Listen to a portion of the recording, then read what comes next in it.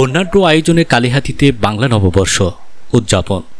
গৌরাঙ্গ বিশ্বাসের প্রতিবেদনে বিস্তারিত।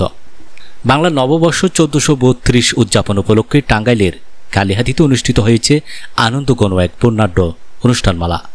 উপজেলা প্রশাসনের ব্যবস্থাপনায় কালিহাতী আরএস সরকারি পাইলট উচ্চ বিদ্যালয় মাঠ জুড়ে দিনব্যাপী চলে নানা সাংস্কৃতিক ও শিক্ষামূলক আয়োজন, যা দর্শক অংশগ্রহণকারীদের মধ্যে ছুঁয়ে যায় গভীরভাবে।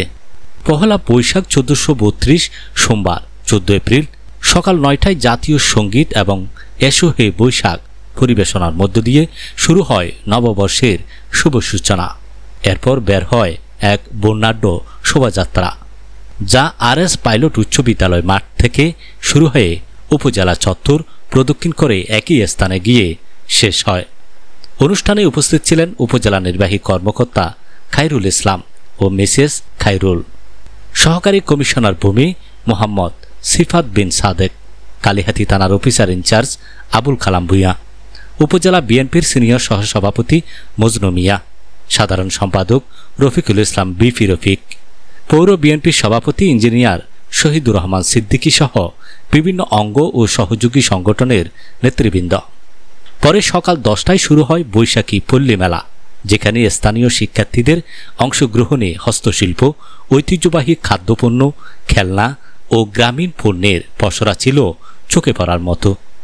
এরপর দর্শনার্থীদের জন্য ছিল গ্রাম বাংলার ঐতিহ্যবাহী লাঠি খেলা। বিকেল 4টায় শুরু হয় সাংস্কৃতিক অনুষ্ঠান। স্থানীয় শিল্পীদের পরিবেশনায় গান, নৃত্য ও আবৃত্তি জমিয়ে তোলে মঞ্চ। পাশাপাশি উপজেলা শিল্পকলা একাডেমিতে অনুষ্ঠিত হয় রচনা ও চিত্রাঙ্কন প্রতিযোগিতা, যেখানে শিশু কিশোরদের সৃজনশীল অংশগ্রহণ উপস্থিত দর্শকদের মুগ্ধ করে তোলে। বিভিন্ন শিক্ষা প্রতিষ্ঠানও নিজেদের উদ্যোগে নববর্ষ উদযাপন করে উৎসব মুখর পরিবেশে।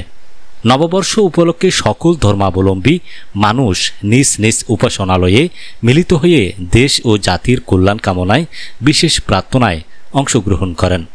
উপজেলা নির্বাহী কর্মকর্তা খায়রুল ইসলাম বলেন, এই আয়োজনের মধ্য দিয়ে নতুন প্রজন্মের কাছে আমাদের সংস্কৃতি ও ঐতিহ্যকে তুলে ধরা হয়েছে। সর্বস্তরের মানুষের স্বতঃস্ফূর্ত অংশগ্রহণ ছিল প্রশংসনীয়। বাংলা নববর্ষ 1432কে ঘিরে কালিহাতী উপজেলায় সৃষ্টি হয়েছিল এক প্রাণবন্ত, আনন্দঘন ও ঐতিহ্যবাহী পরিবেশ, যা বাঙালির সংস্কৃতিকে তুলে ধরে নতুন আলোয়।